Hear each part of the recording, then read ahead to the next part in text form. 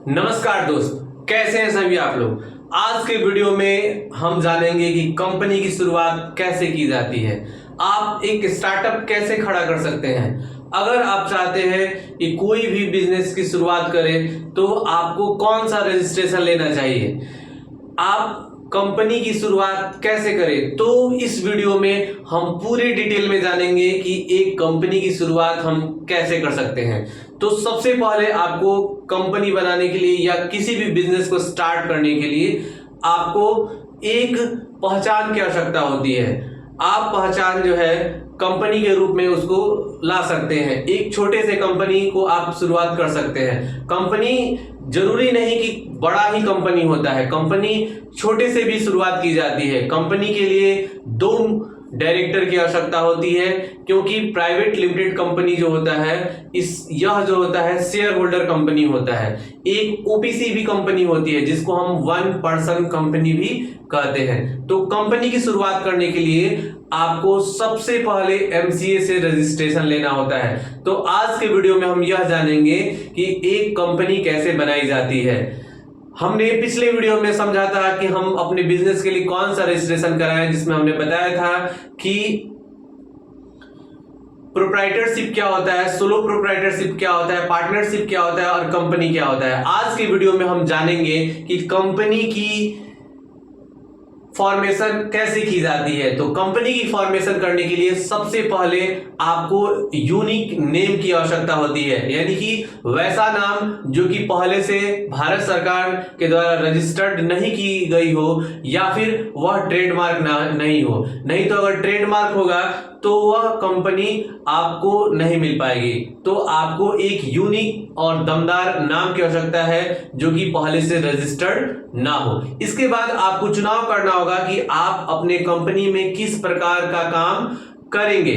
यानी कि जैसे यदि आप ई कॉमर्स बिजनेस करना चाहते हैं तो आपकी कंपनी का मेन ऑब्जेक्ट जो होगा वह ई कॉमर्स होगा। अगर आप फार्मिंग से रिलेटेड कुछ काम करना चाहते हैं तो आपका मेन ऑब्जेक्ट फार्मिंग होगा।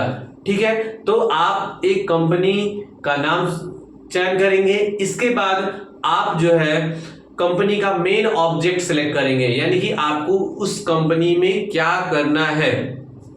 इसके बाद कंपनी की शुरुआत करने के लिए आपको एक सीए रेफरेंस की आवश्यकता होती है। आप कंपनी का जो रजिस्ट्रेशन है खुद से नहीं कर सकते, खुद से करेंगे लेकिन लास्ट में आपको सीए का टोकन आपको चाहिए होगा, जिसमें आपको सीए की मदद लेनी पड़ेगी।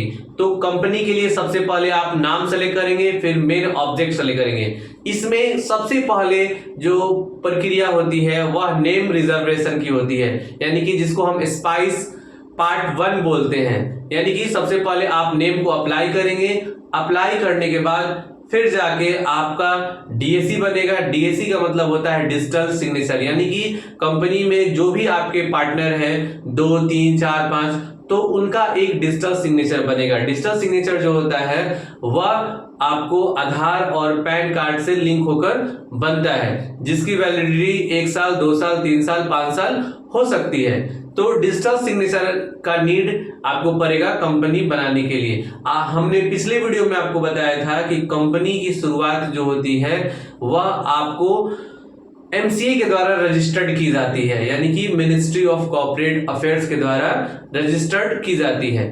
इसके बाद डिजिटल सिग्नेचर बनने के बाद आप जो है जैसे ही आपका नाम अप्रूव होगा, इसके बाद आप कंपनी के लिए अप्लाई कर सकते हैं। जैसे ही कंपनी आप अप्लाई करेंगे तो आपको डीन मिलेगा।